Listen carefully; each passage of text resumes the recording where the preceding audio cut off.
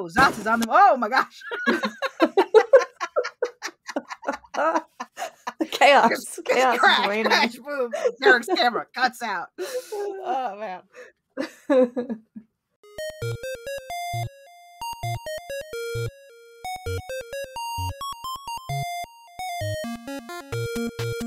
Hello, friends and fiends. Welcome to Bugs Need Heroes, a podcast where an artist and an entomologist team up to illustrate the inspiring abilities of insects by creating bug-themed superheroes. I'm Amanda. I'm Kelly. Producer Derek and Zotz are also here. Before we get started creating this bug-inspired hero, what's bugging you, Kelly? Oh, thank you for asking. Spring is finally here. Spring has sprung. Spring equinox, well, like maybe 10 days ago, I guess. And it's a little chilly here on the northeast, but it's nice and sunny, finally. So yesterday I repotted all my houseplants that were pretty root-bound. I feel so bad for them. So everyone got a slightly bigger pot, and then we'll see how that goes. Hopefully I didn't kill any of them. I desperately need to repot my bathroom plant. I've got a couple plants in the bathroom and nowhere else in the house. But I strongly suspect that Senior Splashy Jr. is root-bound in his little pot. That's my bad for being a bad plant parent. It's hard because you don't really know when they're root-bound until you check.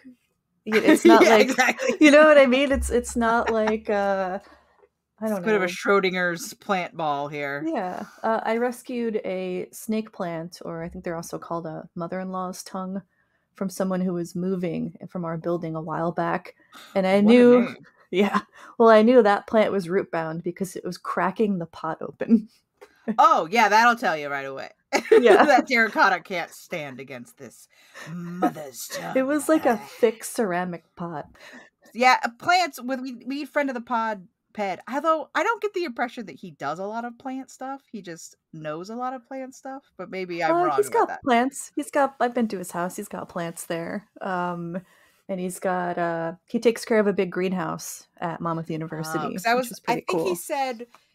I think he said when he was on with us that his wife has like bad allergies, and so he doesn't get to do as much as he wants at home. Yeah, ain't that just? But I'm the pretty way? sure pretty sure he has at least one houseplant in his house. I'm trying to remember. I really just remember his dog. He's a very cute dog. I mean, I don't blame you at all for that.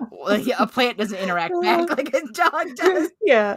But and two very cute, adorable sons, and his wife is lovely. I don't only focus on the dog when I go to someone's house. No, you're that person at a party who's friend of the pod, Pet. I love you, and your whole family's wonderful. I know he's listening to this. But it is like rain on your wedding day when you're a plant guy, and your wife has too bad allergies for you to have it. Oh well. Yeah, but yeah. So I spent yesterday repotting a bunch of the plants, and hopefully they're all happy now and can spread out and grow a little bit bigger. And yeah. You said you have two in your bathroom? Yeah. Do you have a window in your bathroom? I do have a window. It's just the place in my house that gets consistently wet in the air, if that makes sense. Like with four of us living in the house. You mean it's humid? It's humid in there. Yeah. Yeah. Words that are better than my words. Wet in the air. But it gets humid enough in there with enough people showering or taking baths or whatever that if I forget to water it for a week, it's fine. It all works out because it was humid enough with this broad-leafed plant that it got enough of what it needed.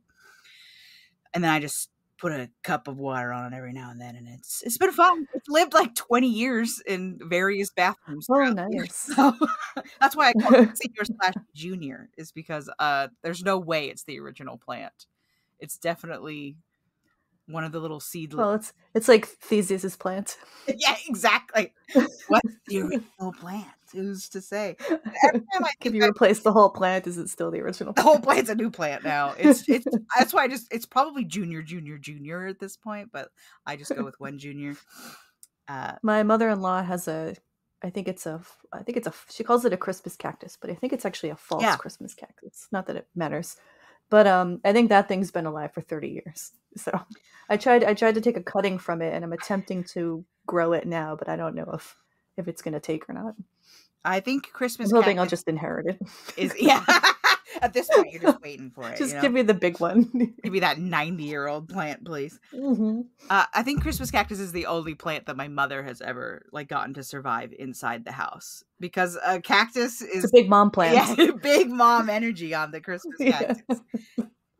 Like, it just needs to live in this corner, please. And what's bugging you? I'm just having Amanda? one of those days where it just feels like everything's like a little bit wrong. You know what I mean? Like I'm sorry to hear like that. 20% wrong. Like, it's fine. Yeah. You're gonna be okay. But like everything's just like 20% wrong. Like, it's just like slightly too hot. And my hair is slightly not cooperating when I brush it. And my toothpaste is on my shirt just a little bit. You know, like just like death by 1,000 cuts is how I'm feeling today. But now I'm going to talk to my friend Kelly, so it's going to be okay. Oh, thank you. And your little children are growing and giving us little milestones. Yes. Well, it's spring, as we've said now. And so my children have decided that they're going to grow up without my permission. Like, as the life cycle goes on, my oldest has lost his first tooth, and I hate that. Because now he's like a big man. He looked very proud in his photo. The photo you said he was very proud. He was, I mean, he's just so excited. But I am heartbroken that he is like big, and like the circle of time goes on, the wheel of time. And then my youngest is turning 2, and she has fully decided I'm 2 and no one can tell me anything. Which is already. Oh yeah. I mean, I feel like, I think I may have even said this before, she is definitely the fruition of a curse laid upon me by my mother, as many mothers have over the years, which is, of course, I hope you grow up and have a daughter just like you. And that is my daughter to a T. She is it's like going back to 1992. There I am sitting on the floor coloring with crayons. Now, back to 2024. Oh, there's my 2-year-old sitting on the floor coloring with crayons. It's amazing, but it is also harrowing. Does she have more of your personality? Yes, definitely mine. Talkative, wants to draw all the time, loves to carry around her toys, and the toys talk to each other, which is very, very funny because she can barely speak herself, and then she's got like Mickey Mouse in one hand and a zombie toy in the other, and she's going, oh no, oh no, oh no. It's very cute. But it's very cute. Yeah, my oldest is more Cody, my husband. A little bit more, he likes to jump off stuff. He likes to investigate things before he dives in, you know. He's more methodical. Yeah, he's a very sweet boy, but he's definitely got math brains. And I think my youngest is more math brains. Yeah, math brains. You know, like, I mean, I guess some people would call it type A, type B. My oldest is not a very like structured person, but like math just came to him super easy. You know, he learned to multiply at 4 because he has math brains. Whereas my youngest is just so talkative. I'm not saying that she won't learn how to math correctly because she's not even 2 yet and she can count to 11. I don't know if that's a good marker of her intelligence or anything, or just that she spends so much time with her brother that she learned to count to 11. But I don't know. They're just very different. They're just very different kids. And that's very sweet and very, very interesting to watch as an adult. That's interesting. Yeah. But definitely the boy takes after his dad and the girl takes after her mom. If the circle of life, we definitely just like printed ourselves and reintroduced ourselves to the universe. In my family, it was the opposite. I'm just like my father, where I walk like him, I talk like him, I look a lot like him. We're very logical and just I don't know, like, but my brother is very much my mom. Yeah, and he looks like her side of the family too. He has red hair, and I would say that's true of Derek and I. Derek is more like our mom, and I'm more like our dad. A dog versus cat energy happening. It's funny how that works, you know. Yeah. I think everyone in my family is dog energy, though. Wow. Although I don't know, I might be cat energy. I'm not sure, but I everyone mean, it else also is. depends like what room you're in. Like Yeah, yeah. that'll change like what your energy is. I'm a dog all the time though. No one can take away this dog energy. Well, speaking of rooms and And pets, I spring. think in spring, I think today's topic, we'll be talking about a particular family of beetles called Dermestidae, or derma for skin. They're called skin beetles. Which sounds gross. Oh my gosh, what a horrible phrase. Skin beetle. Like, the whole point of this podcast, Kelly, is to help people get over their bug aversions, and you're not throwing me any softballs with skin beetle. Hey, I don't name them. I just talk about them. I mean, the more we do this, bird people more than bug people, but bird people love to name things ridiculous things. There's lots of bug ridiculous people like bird it names too, though. Yeah. Never, people think biologists don't have a sense of humor, but we do. It's just a little different, that's all. just a little kooky. It's a little kooky. But there's lots of different kinds. There's about 1,800 species of these beetles, but I really, for today, wanted to cover two that are a little bit more important and a little more noticeable for us. So one of them is called a carpet beetle. Are you familiar with the carpet beetle? As I know, the carpet beetle is the guy I see. He's eensy weensy, very crushable. Mm-hmm. And he's brown with sort of like a variegated stripe pattern on his back. That's the carpet beetle I know. I don't know if that we they're probably the same thing. There are several species. This could easily just be one of those things where it's like, oh, that's a beetle that lives on your carpet, so it must be a carpet beetle. But like, easily, it's not. It's not like the actual biological. Like, these are carpet beetles. These are skin beetles. And that might just be a beetle that is often on my carpet. I mean, that's possible. Maybe you've seen their larvae are very fuzzy. The larvae are sometimes called buffalo moths. I don't know why that is a thing. And woolly bear, which I'm very much against. They're not woolly bears. Don't call them woolly bears. How dare you? Absolutely not. No. I've never heard anyone use either of those terms for those larvae, though. But apparently that's a thing. Okay, I've just Googled brown carpet beetle Oregon, and he is a carpet beetle, the one I'm thinking of.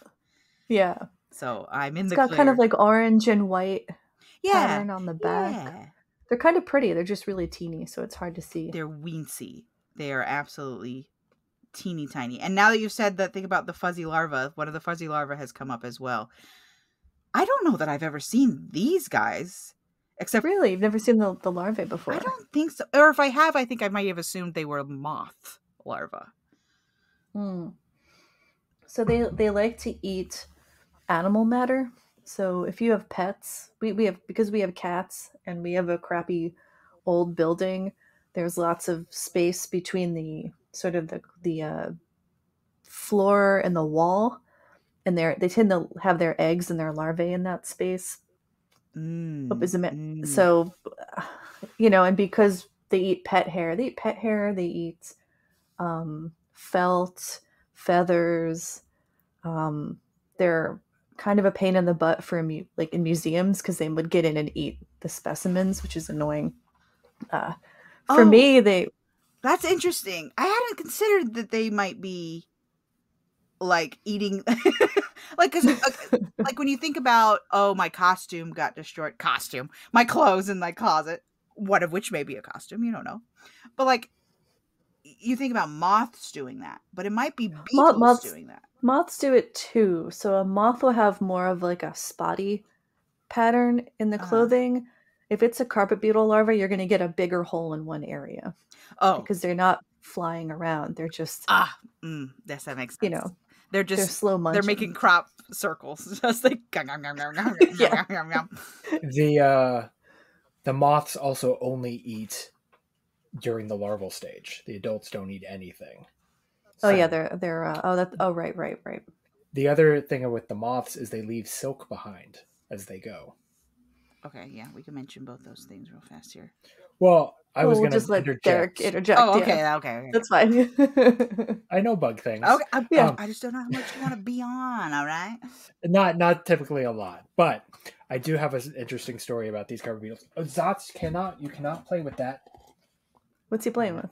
He's trying to knock the beetles off the shelf. Oh, He's done that before. He just wants to be part of the bug conversation. It's probably because you feed them cat food. Yeah, we'll talk about that. You've created a incentive for him to knock your beetles over repeatedly. When we lived in an apartment, my wife and I we started noticing all of these beetles showing up in the windowsill. We figured out they were carpet beetles. This is before I was familiar with them at all, and they eventually did go away after my wife got a significant haircut. Because she was no longer had such long hair that was occasionally, shedding or whatever as long hair does. Yeah. Oh yeah. Yes. Oh long yeah. Hair, definitely. My hair is everywhere, and even vacuuming, I have long hair, and it's just all over the place all the time. Oh yeah. I mean, I was just brushing my hair this morning, going, "How do I still have hair when so much of it comes out every single time I brush it?" My old boss used to say, "I have enough hair." I was a nanny, so I was working in their house, and they would say, "I have enough hair here to make a whole nother Amanda," because of how much hair I would like shed every spring like a cat. Well, your wife must have really done a lot of hair shedding to change the population dynamics of the carpet beetles in your home. Her hair was down to her waist. Yeah. Oh wow, that's very long. Yeah, and then she got it down to shoulder length, so she took off like 2/3 of it. Yeah, that's a big cut. That would make me very uncomfortable.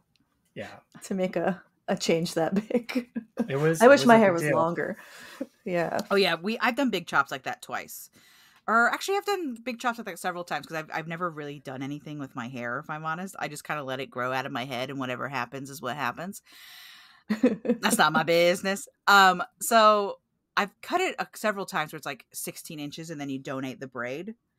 Oh yeah, that's very nice. And then I chopped it down to my chin both times I was pregnant because I was like, I'm not dealing with this.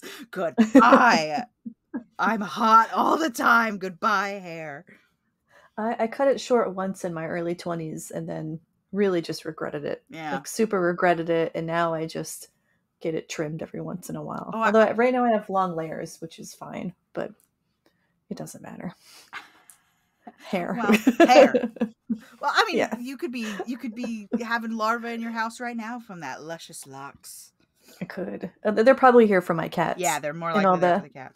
And the cat fur. And now that it's spring, so our cats are going to start shedding a lot more because it's warm. Now's the time. And they need to get rid of that winter coat.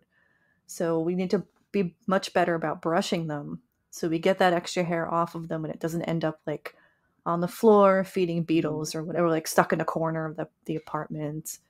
We have a few rooms in the apartment to take care of, but yeah, so these beetles are kind of a pain in that way. Has anyone done any experiments to see if they prefer any? I know you hate when I use the word prefer. If they I don't hate gravitate towards. My PhD committee hates it. Oh, okay. Well, but it is anthropomorphizing, which is not great for research. Are they more attracted to animal hair versus human hair versus chemically processed fibers like wool or anything? Do you know? So they won't eat anything synthetic. Okay. They don't like synthetics. Unless you spill things on your clothes, then they'll munch it down. Yeah. If you like get a stain on your shirt, I did read about that, and you don't wash it, they will eat the stain in your shirt. So because it's got food on it. So I'm drinking my Kool-Aid and I spill some Kool-Aid on my shirt, and then I leave that shirt in a place where my cat may frequent, so the beetles are about. And then they'll come to my shirt and eat the Kool-Aid stain off. Oh my gosh! Well, they'll eat through your shirt in the process because they're they don't have sucking mouth parts. Right? They're not licking it clean. You know, yeah. They're just eating the fiber it's on. Yeah. Oh, okay. I don't know that anyone's done a study on if they have a particular preference. I would assume it probably doesn't matter that much, as long as it's, because in the wild, you'll find carpet beetle larvae in rodents' nests and birds' nests. So they're eating bird feathers, or they're eating rodent hair. So it's not even like a mammal thing. It's literally just no bioproducts of animals. Animal product is, I guess, the nice way to put it. Gross. Yeah, animal leavings. Destritus. Okay, so in the wild, in a world where humans weren't building houses, they would. I get that question a lot, actually, about bugs we find in our houses that we mostly find in the house. So, like, what did they do before us? What did they do before? Where did parking lot birds live before there was parking lots? Exactly. Because they're just so well suited for the parking lot. All these animals existed before us within their ecosystems, and now we just give them an easier life, so we find them indoors. Same thing with cellar spiders are called cellar spiders, but they weren't born in cellars. Barn owls were waiting around for us to invent the barn. They're like, oh man, you guys, it's finally here. They invented the barn. Oh, and because the adults, like a lot of beetles, feed on pollen and nectar. So once you see the adult beetle, it's really not going to damage your clothing. It's just the larvae.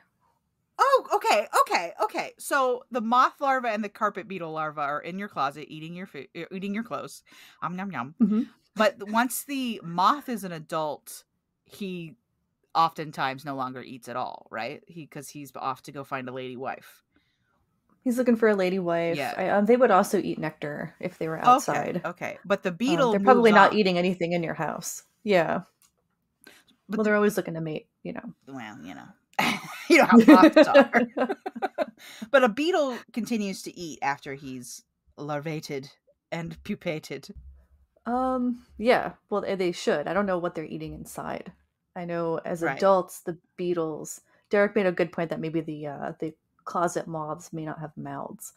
I haven't really done a lot of reading about those, so I'm not sure on that. But it's very possible. We do know there's lots of species of moth and butterfly when they reach adulthood are just no mouths, one purpose, and then you're gone. Yeah, they're just tindering around the beetles, your neighborhood.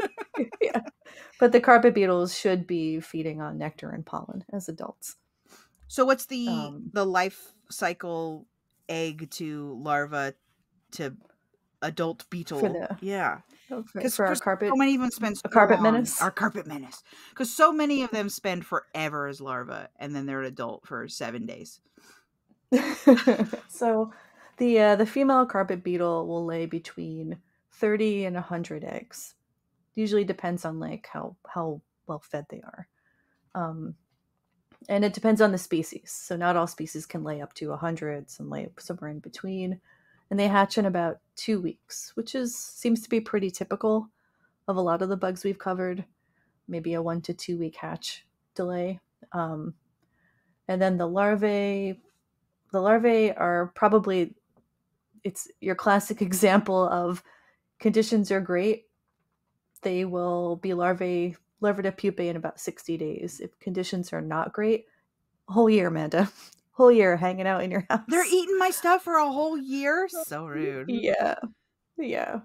Which is why in the spring, sometimes you'll see adults and sometimes you'll see larvae, like, because the adults can kind of hang out for a while too, depending on how long it takes them to become. That's really interesting to me that bugs can like delay their like life process. Like you don't see like an elephant who like just stays a baby elephant for way longer because well, you know, the conditions weren't right, you know. Not right for me. The stars were not in position. Can't do it. You know, I think you do see it in humans, not physically but mentally. The conditions aren't right. Mentally, you'll just stay. Yeah, I think I've met a lot of those. I think I might be one of those actually. We've all met that 28-year-old. You're like, you haven't pupated yet. You know, delayed pupation. You're on diapause for maturity. Go back to the soil. Take a long nap. Yeah, you're a cicada. Munch clearly. on your tree roots. Yeah. You need another 17 years. Oh man, but yeah, so they can take a whole year if things aren't really going in their favor.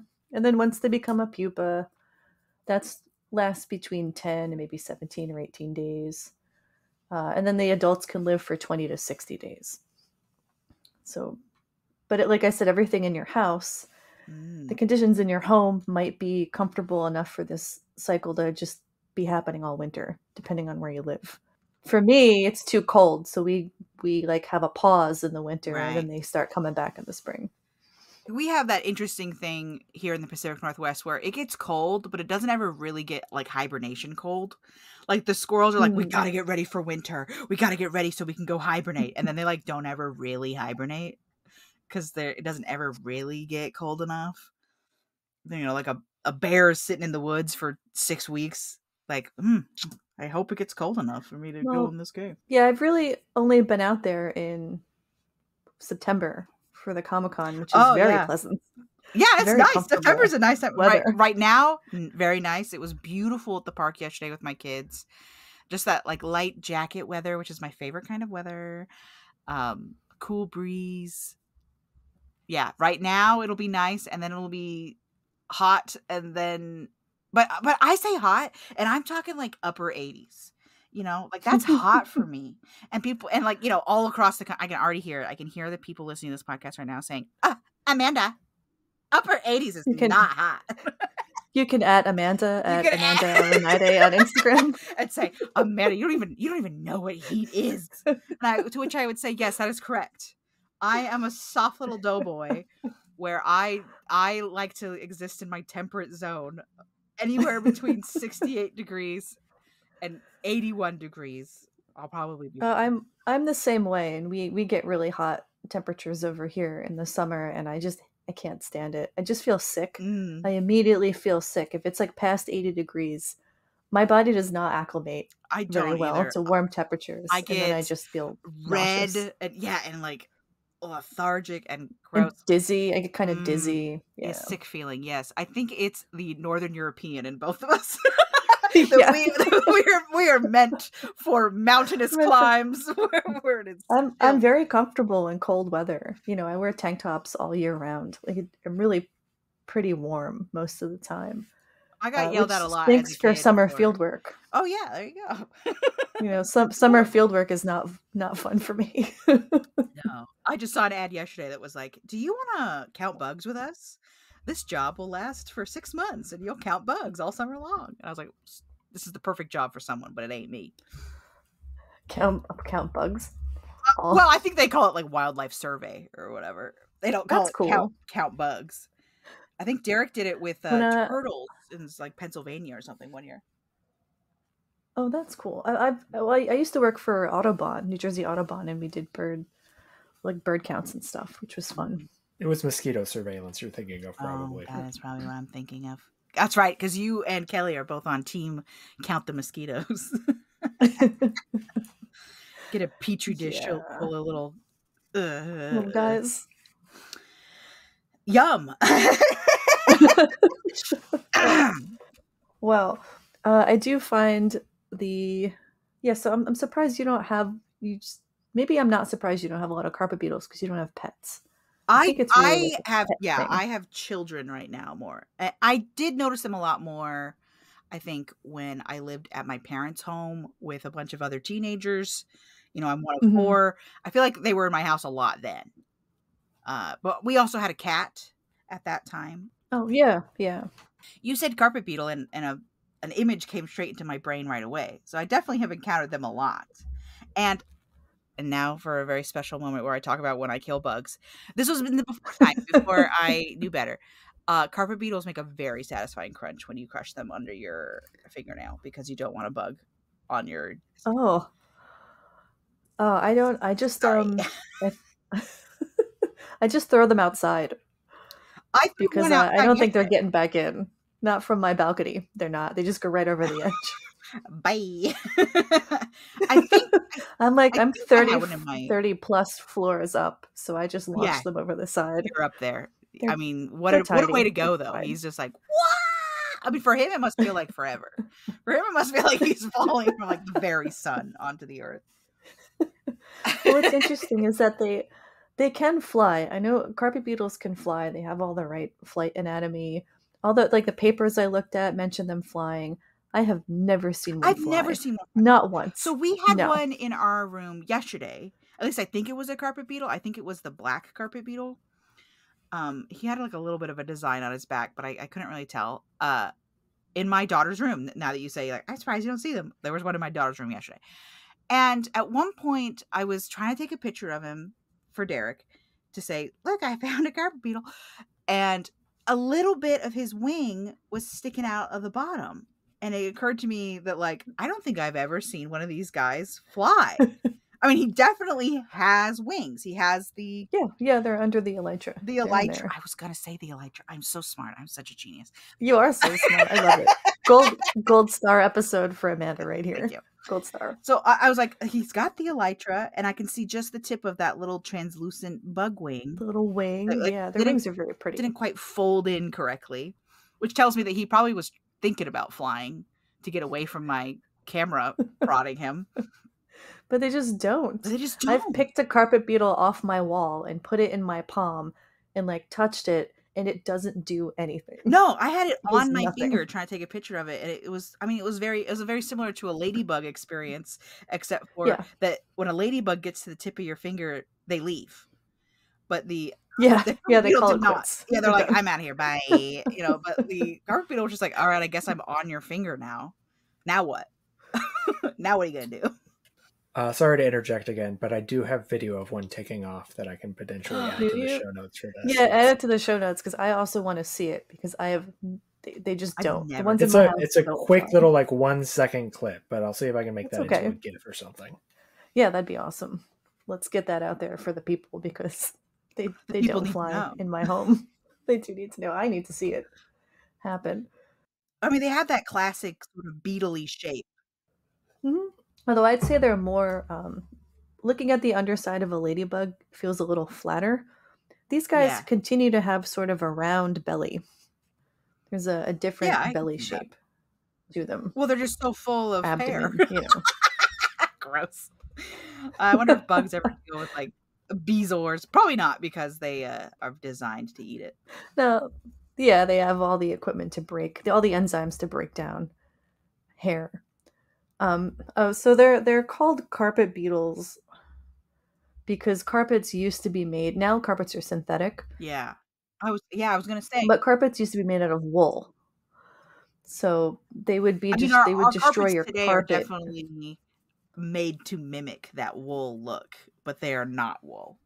They're not wool. No, they're like out of my carpet plastic, right now. I guess. I don't polyester. I don't know what we make carpets out of.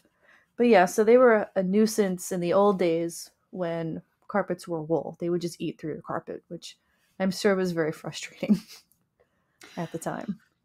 No, especially because, I mean, we use carpets now to like, soften our houses, but back in the day when you had like a big rug, that rug was like purposeful. A nice big area rug. Yeah. I mean, that was designed to keep the heat in your house. That's where, like, here's some history with Amanda for you, Kelly. Do you know why it's called a threshold on a door? No, I don't. Tell me. It's because back when the poors tried to have houses, but you couldn't afford it. How dare they? If you couldn't afford like an area rug, that sort of thing, your house would be covered in what's called thresh, which is just like wheat leavings. You've taken the seed off wow. Wheat, thresh, and so your house would be, you'd have a thatch roof and a thresh floor, and you had to have these door jambs on each door to keep the thresh inside your house or inside the room it's meant to be in. So your house that's interesting, and that's why it's called a threshold, is because it's supposed to keep the wheat you're using as a carpet in your house. Oh, I can't imagine all the bugs that were in people's houses back in the day. Right? If your carpet was wheat thresh. We're whips about bugs, considering how buggy life used to be. Oh, absolutely. Life on this planet must have been such a buggy experience up until probably the 1920s, when we all started kind of Yeah, moving. we've At really least, separated ourselves mm-hmm. from nature as modern humans. But we're healthier. We don't even let headlights live in our anymore. We've disconnected ourselves from nature. Well, now maybe I feel a little better about the carpet beetles. Oh no, yeah, we get like a few a year, and it's fine. No, don't feel bad. I just did a vacuum of all around. Yeah, I just vacuumed like all the corners of my house, trying to get their eggs out. This is going to get me accused of being gross by my husband because he's like a zero tolerance bug. He's like, he doesn't want a bug in the car. He doesn't want a bug at the windows. He doesn't want a fly flying around the house. They make him uncomfortable. And that happens. He doesn't like it. Some people are just uncomfortable. Yeah. His generation of going way back has separated itself from bugs for so long that he no longer wants the bugs. I think a little bit of bug is fine. I think the carpet beetle, when domesticated to only eat the hairs off my floor, he's doing me a favor, frankly. So maybe he is, but sometimes I find their larvae in my fresh towels in the linen closet, and I don't care for that. Oh, see, I don't want to dry myself off, and suddenly there's like a larva on my shoulder. I'm not interested. I need a what kind of bug clean are you, Kelly? Okay, fair enough. Fair enough for that. But like, well, the larvae are like, the larvae have this dense seti. Remember what seti? Hair. The dense hair. It's like not white hair, so it has to be called seti. Yeah. But they can cause an allergic reaction in some people. If you breathe that seti in, it can, give you breathing problems. So I don't really want to smear them on my body when I get out of the shower. Fair enough. Look, I'm not saying you need to invite the carpet beetles in. I'm just saying, if a carpet beetle is in your house, it's not like you did anything wrong. The carpet beetles are where you find them. No, yes. It's just, it doesn't mean you're dirty. I don't want people to like worry. You don't have a dirty home because you have carpet beetles or pantry moths or pantry beetles or any of like the indoor pests we sometimes get. They just happen. Nature happens, and sometimes nature happens in your house. It's just the way it is. Will happen in your house. Listen, these guys have been bugging on this planet for how many millions of years? What chance do you stand? Really, in the grand scheme of things, with your house that's barely even 100 years old, to keep these millions of years of bug evolution out of your house? You don't. Embrace the bug. Let the bug in. Yeah. I mean, vacuum. Do what you can. It's so funny to me that I'm on like team bug and you're on like, maybe vacuum your house. Disgusting animal. Well, you don't want to get a rash or anything, right? I mean, I'm looking at the crispy cusp of a beetle larva that they leave behind. Yeah, they leave lots of skins behind. Lots of skins behind, and I'm recognizing these skins now that I know what to look for. And I think I've just assumed it was moth larva all this time, but it's really carpet beetles. I think the little husk. Yeah, I think the thing I'm missing is if there's silk there, it's probably the moth. But if there's no silk, it's probably this beetle. Yeah, dermestid beetles as a whole, as a family, have been around since like the early Jurassic. So don't feel bad that they might be in your home. Tyrant lizards were shedding their skins. You've been having beetles. So when you say dermestid, my mind goes to Derek's collection of beetles that he keeps on his desk. That he's brought over to our family home, to my parents' house, to show to our nibblings, our nieces and nephews. So I've only ever seen them eat hot dogs. But well, hot dog is an animal product. So and what an animal product it is. And what a delicious animal product. Just some would say an animal byproduct, because you can't really call it animal product anymore. Yeah, so those are hide beetles. What Derek has. Well, hide beetles are interesting for a lot of reasons. So they preferred to lay their eggs in a corpse of your choosing. The You know. ultimate animal byproduct. Yeah. The final form final for everyone. And so they, all right. So I guess we'll start at the beginning with a corpse. A very good place to start. Yeah, the males show up, and the males do their thing, and they're waiting. They're releasing pheromones to summon in the ladies, as they do. So the ladies know when they smell a bunch of males in one area, and they're probably also getting scent detection from the animal corpse in itself, that it's time to come and they mate. And they will lay about 3 to 20 eggs at a shot. She can lay up to like 800 plus eggs in her lifetime. So they'll do multiple generations. The carpet beetles only generally do one generation. So this is part of the difference between species in this family. So the larvae go between 5 and 11 instars, which takes about 5 to 6 weeks to become a pupa. And then the pupa is about 7 to 8 days. And then, as everything, it can be delayed if the conditions aren't right. But all of this is taking place on a corpse. The corpse will take maybe like a month or more, depending on the size, to completely decompose. So you'll get lots of different insects coming in and out during this time period, and growing and eating and consuming. And this particular species is actually really important to forensic entomology and dating the time of death when we find a person, unfortunately, who was, either Shuffled passed on naturally or, yeah. It can be very helpful for murder investigations. So they're used with police investigations, and they're a pretty... I don't want to go too much into the forensic stuff because I think we want to do a whole episode on that, and we'll cover all the bugs. We could talk exclusively about CSI, the original CSI, where I believe the main detective guy is a forensic entomologist. He really? Yeah. Every time he walks into a scene, he's immediately looking for these are rash guarded, venticulated miasmas. That means the body's been here for 8 days and 37 minutes. And you're like, Christian, how do you know that? That doesn't make any sense. And he's like, I'm a bug entomologist.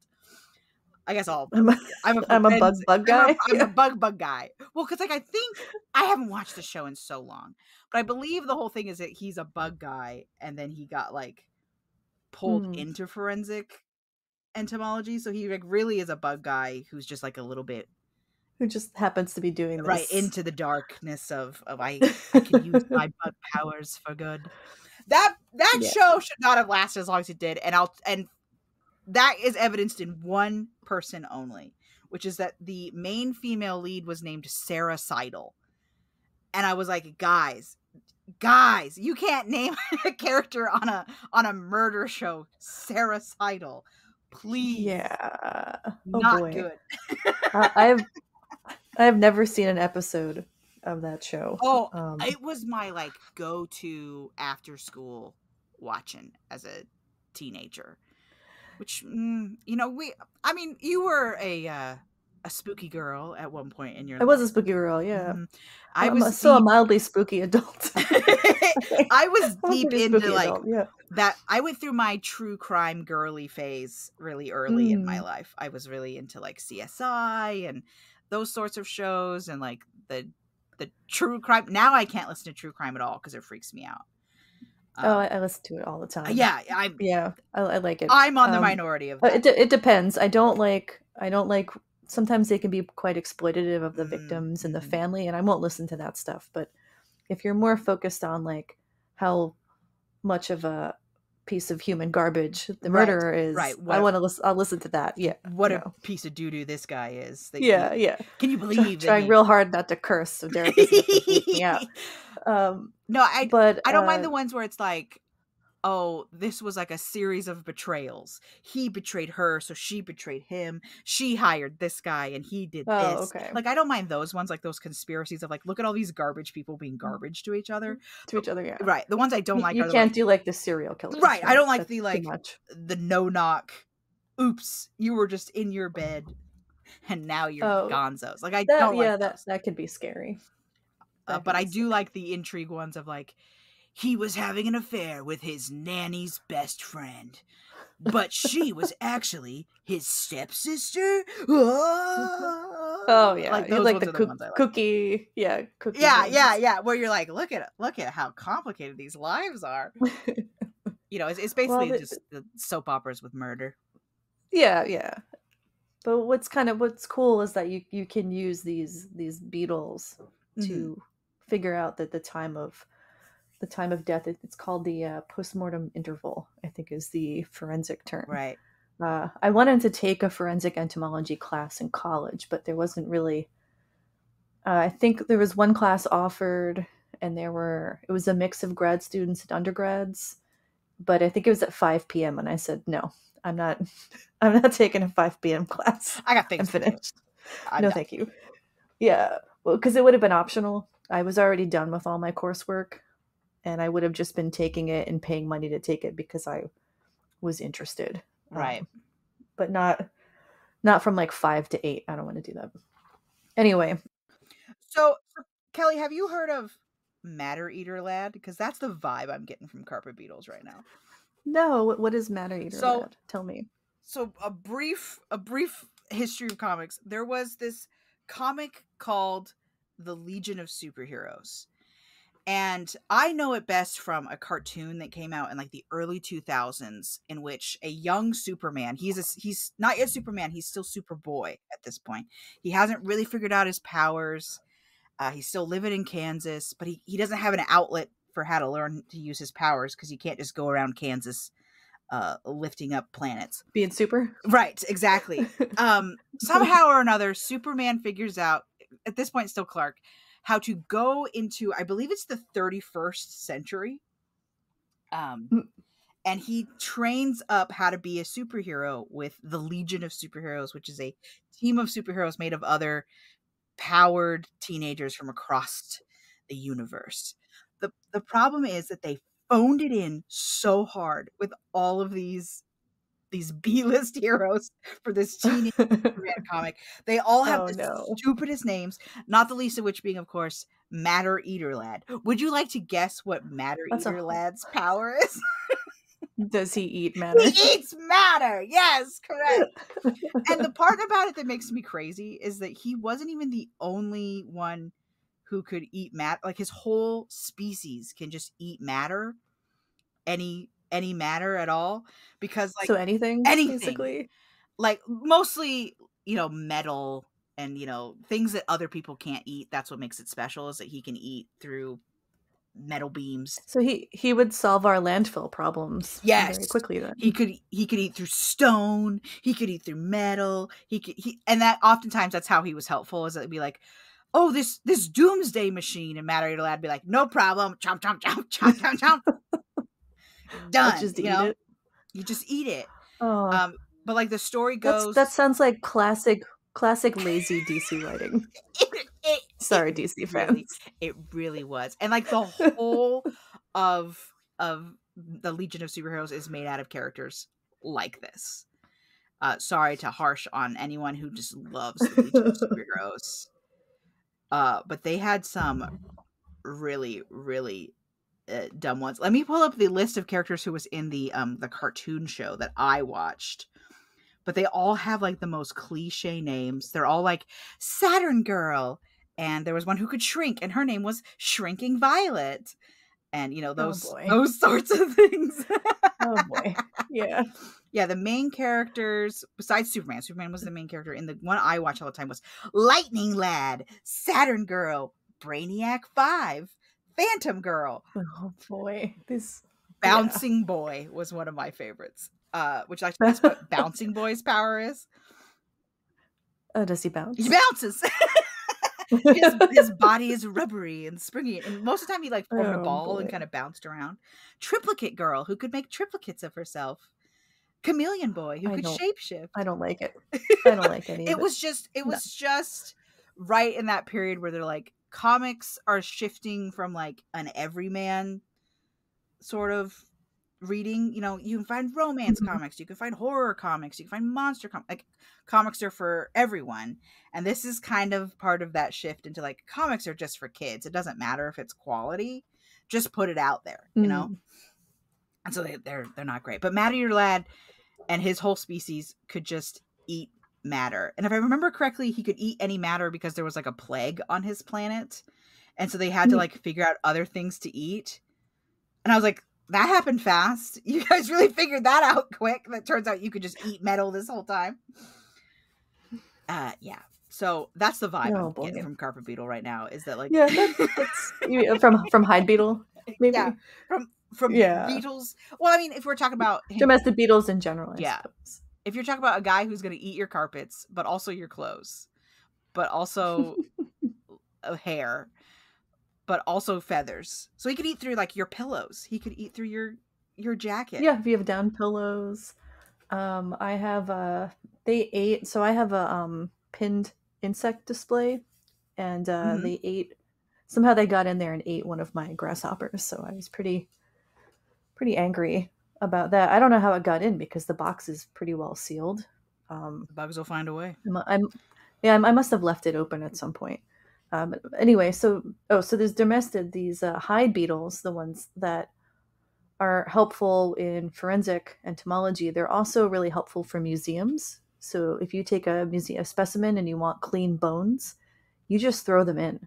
You throw like the whole animal in with a colony of these dermestid beetles. And they'll clean it down to the bone.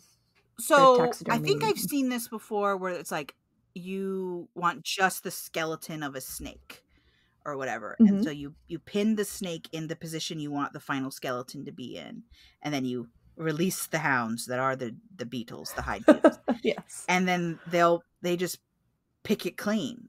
So you're not there fussing with each little individual rib of a snake trying to wash it down. Yeah, you just wait. Because they can't eat through the bone. I actually have several skeletal specimens that producer Derek has sent me of various things, and I'm pretty sure his beetle colony cleaned them down to the bone, which is pretty awesome. Producer Derek, I know you're there. Do you want to tell us a little bit about your beetle colony, your Dermestids? Yeah, sure. What? Sorry, cat is friendly today.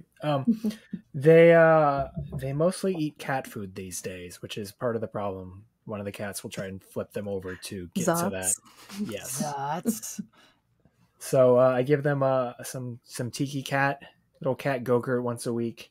They eat that. They pupate inside styrofoam. So they have a big styrofoam block that they dig into to hide.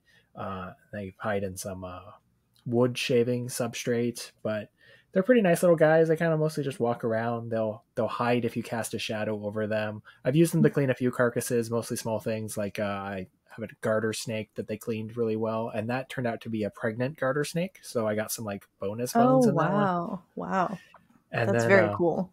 Yeah, some small mammals, but I don't do it a ton because I don't keep a large enough collection to eat things quickly enough to avoid a smell. So how big are your beetles, would you say? Like the adults?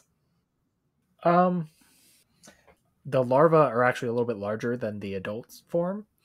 The adults are probably, I don't know, if you squished out a ladybug, like squished it on the side so it got longer, does that make sense? Yeah. Yeah. They're not the same volume as a ladybug, but they're a little bit thinner. So And they're pretty small. A little bit larger than a grain of rice. I think when people are picturing them, they might picture a much larger beetle, but they're pretty tiny. I mean, if you're thinking about large beetles that you keep, the one that first comes to mind is probably the yellow mealworm, because those are commonly used as feeders for reptiles, so like a superworm or whatever. And those guys are a different family and a little bit larger than these guys. But you can also use them to clean things, but you have to keep a closer eye on it because they will go through bone, whereas these guys go around the bone. It's pretty amazing the difference and how useful they can really be. How long has your colony been going? I got these guys, I want to say, in 2021. I had one colony that collapsed after I gave them some cat treats that had catnip in them. And catnip is an insecticide. So I had to start over for them. Yeah, that's why a lot of plants have those chemicals in them that get mammals intoxicated. It's supposed to be an insecticide. I think we talked about that with like spicy food, how like spicy food is supposed to deter, like, hey, don't eat me, I'm spicy. And humans were like, give me more of that spice. Yum, yum, yum, yum, yum. Yeah, that it's spicy to mammals, but not to birds. Yeah, birds don't have the... So, Amanda, how is the drawing for this weird beetle? I've just realized as I finished up some of this drawing is I've not made him very heroic. I think we've really leaned into Matter Eater Lad and the idea that like a superhero has to start somewhere. This is his origin story. This is him as Superboy, not yet Superman. He's got a terrible case. Do you know what? I hear it Pika a lot, but it might be Pica, where like kids compulsively eat things that aren't food. Oh yeah, that's what this kid's going through. Unfortunately, should I check? Pop over to the art tab right now, and you'll see all right, issue 1 of Carpet Beetle's origin story, where he's been discovered. Is he in a closet? He's in the closet. Hence, someone has opened the door. We're getting some thematic lighting today. Someone has opened the door to discover him in the closet, having taken a bite out of everything inside. He is certainly our guiltiest looking superhero. This is him. This is just his origin. He's about to get sent to Matter Eater Lad's school for misbehaved boys who have to eat everything. Oh boy. X-Men 97 just came out, by the way. Yeah. On time. Wow. So that little guy is he's having a time. He's having a time in there. We may have to try again to make it more heroic here. So I guess let's talk about superpowers, and then we'll see if you can. What powers will he grow into? Yes. So, flight, apparently. If so they claim. If the journals are to be believed. Barbed bristles.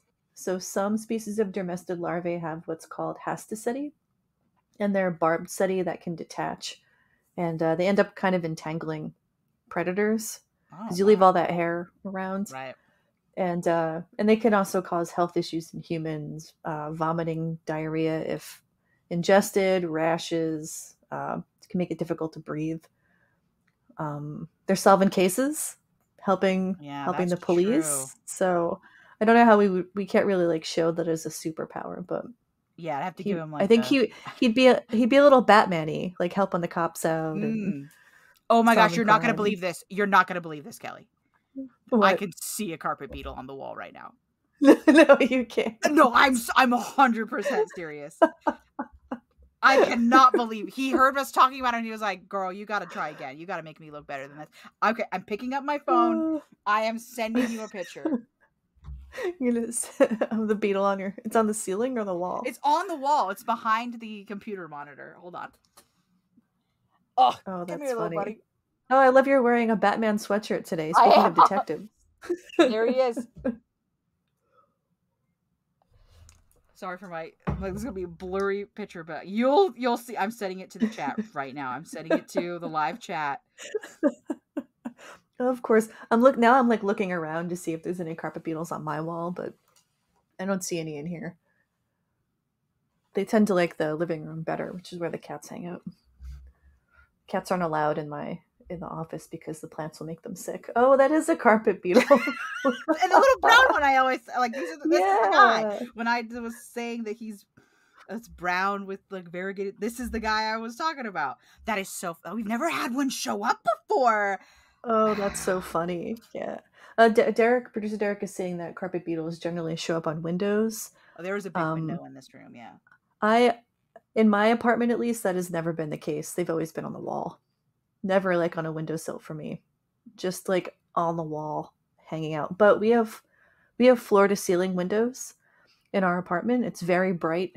So even the wall probably feels like a window to our carpet beetles.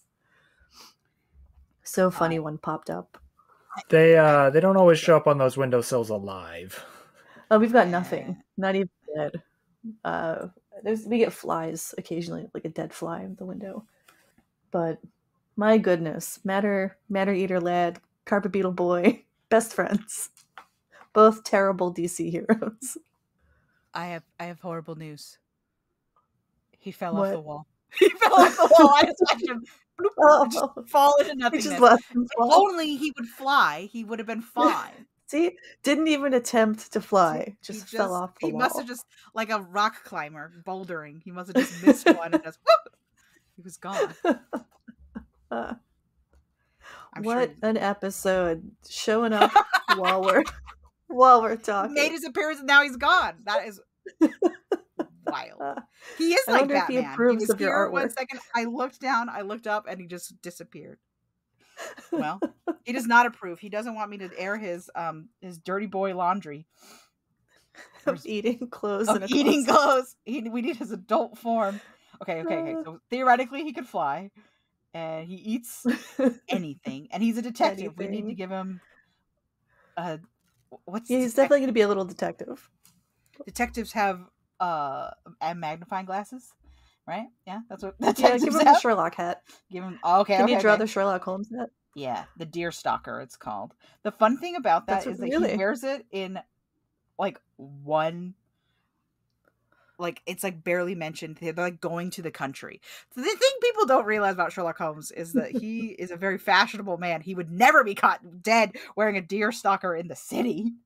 It's for stalking deer. But somehow it became part of his uniform. All right, we give him the old magnifying glass here. What should he be magnifying?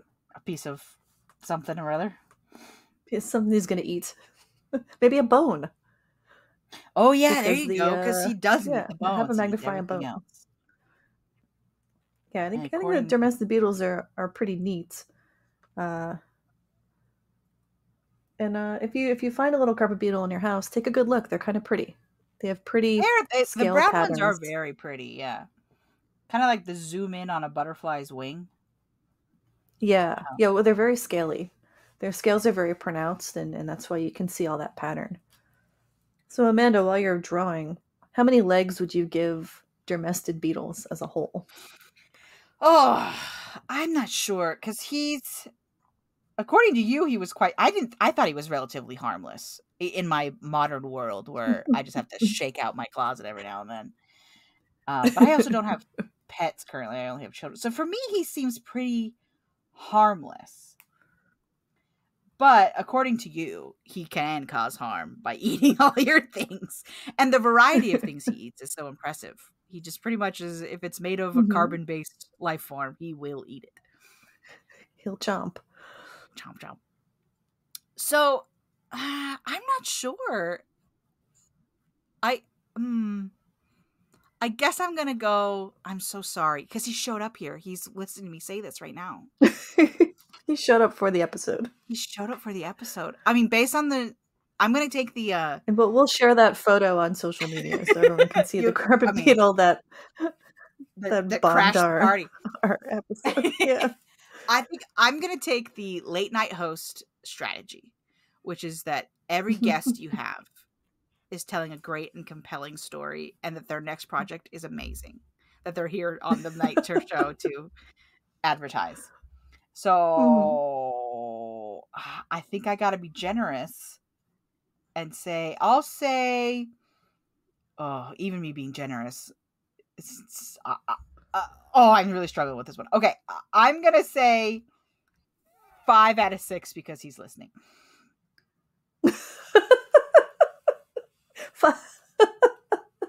You're giving that 5 out of 6 stars. He's listening to me. Because you don't want to offend the beetle that's in your room right now. Correct. He's going to eat all my stuff if I don't say something flattering. He's holding your rating hostage right now. He really is. If he wasn't here, I'd probably go 3 out of 6. But he is here. There's probably a carpet beetle somewhere in my room at this very moment, and I'm gonna give him a 2. Listening. You hear that, carpet Oh beetle? my gosh. 2 legs. Oh.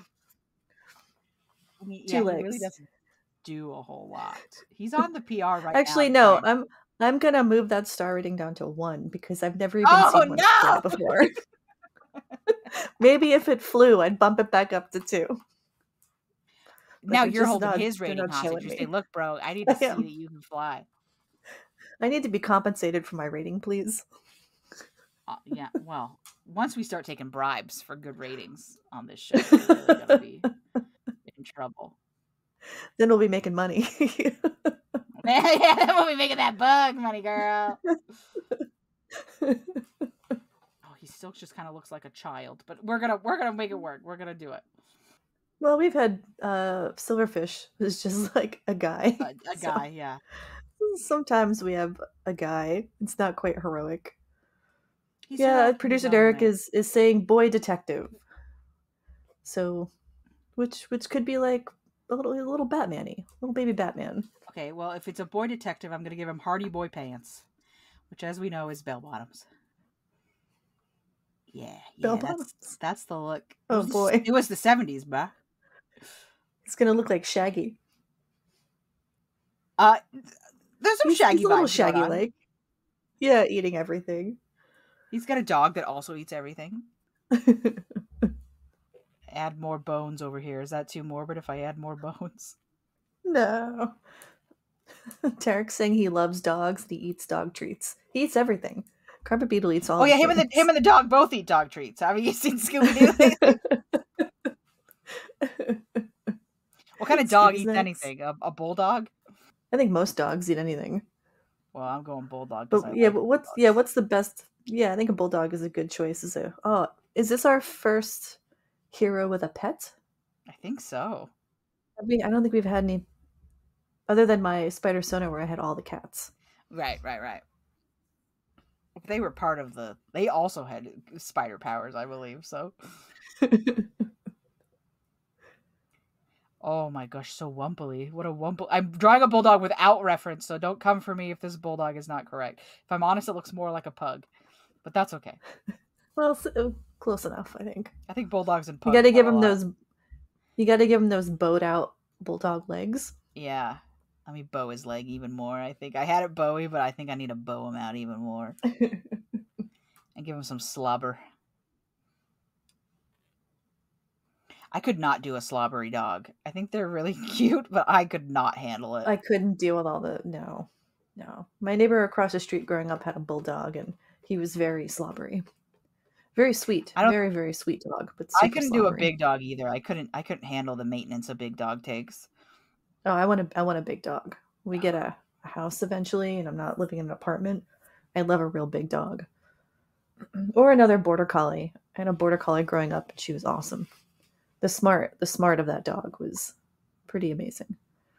I don't think I could do a border collie because I think it would need too much stimulus for the type of lifestyle I live. They need a lot of...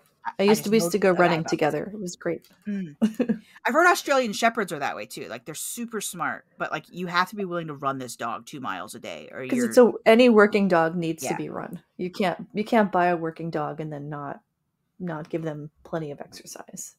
If you want a dog that doesn't want to move a lot, get, I don't know. I think my friends have what are their dog? It looks like a pug, but it's not a pug. Boston Terrier. Maybe it's like a Boston Terrier, and that or a French Bulldog. Those are all kind of in that. Those dogs barely move. That's what I want. They don't really do a lot. They just kind of hang out. My dream dog would be a Chug, which would be a Chihuahua Pug mix, and I think he would do nothing, and I think that'd be great. I really like Pomeranians, but I think they're a stubborn. Oh, they have a lot of energy. Yeah, they have a lot of energy. I don't think it's the right. I mean, it's hard to say because my boy is really active. But I don't know, because we've never had a pet, what kind of pet owner he'd be. Yeah. So I would want to start with an easy dog and then move my way up into more complicated dogs. Well, doesn't Cody want a cat? Are you considering a cat? Cody loves cats. And by extension, his kids love cats because they've only ever known cats because their grandmother has cats. But gotta rescue a kitty. I do need to rescue one. I just don't think my youngest is old enough yet. I think she will torment a cat that lives in our house. So soon, but not just yet. I still think a cat can get away from a 2-year-old. No, you don't know the speed with which the lightning strike of a toddler on the run. Okay, I have another boy detective now. All right. He's probably about 15 now instead of 12 and hiding in the closet. Well, that's for a whole other reason. Well, yeah, you know. It's not June yet, Kelly. You gotta keep it careful out there. Oh, that's not what I meant. I meant like, you know, teenage boys. What I meant. No one needs to hide in June. June is for everybody. June's for everyone. Get out there. Get out there. Enjoy the parade. Yeah. We always have a great parade here in my city. It's a lot of fun. We usually have a good parade, but there's been a lot of drama around it lately, so it's been a thing. All right, upload a file. All right, let me check this out. Not as much dramatic lighting now.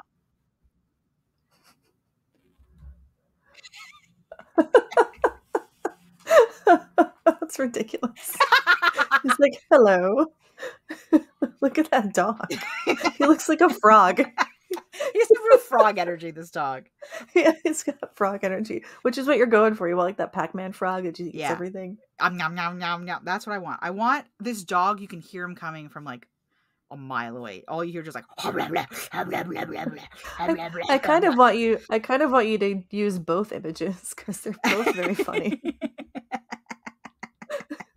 Like this is what he was when he was little, and now he's big. We're on like a saga with him. Really, book 1, he's just a poor kid who doesn't know who he is. He's eating sweaters, hoping his mom doesn't find out. His mom's like, "What can I do to refocus your energy so that you'll stop eating all the stuff in my house?" And then he gets really into detective work. Yeah. Find the bones. Find the bone. I think we've gone on a journey with the Dermestids. A journey that we will pick up when we do a forensic entomology episode. We'll get a lot more into that kind of detail.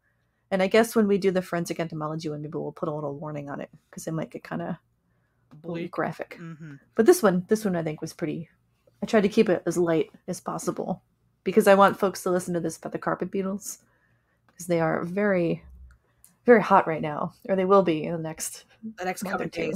So the long and short of it is if you find a little brown beetle in your house or a little dark beetle in your house, he's fine. Just keep him away from your closets because he will eat your stuff. Yeah. If you must set him free, try to set him free near a tree where he may find a bird nest to go live in, I guess. Don't crunch him up. That's rude. With your thumbnail, Amanda? Well, sometimes you're an 8-year-old and you don't know better. Yeah, I just toss them out the window. I don't know if they'll make it or not. Yeah, we set one free yesterday. We found one in my youngest's room, and we just opened the window and let him fly. I did have to re-find him, though. I took pictures for Derek, and then I lost him, and then I had to find him again. And I was like, there he is. Ah. Well, I think that's the end of our Dermestid journey. If you want to sing us out, Amanda, or chat us out, or however you want to do it today. If you want to find us invading your home, we will invade your home on Reddit, on Instagram, on whatever Twitter's calling itself these days. And the Facebook. Oh, and the Facebook. And as always, we love you. Bye.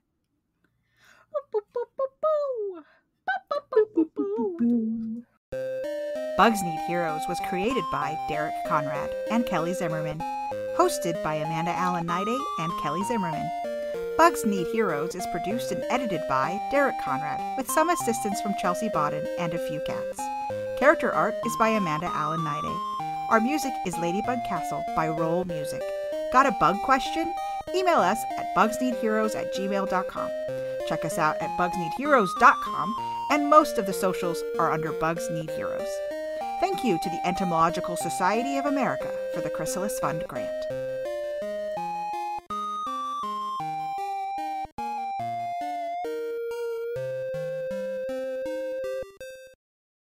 Don't turn on the dehumidifier, Zots. That's too dry in there. Yeah, or too wet. It's too wet. too in there. loud if Too it wet. turns on. He's standing on it.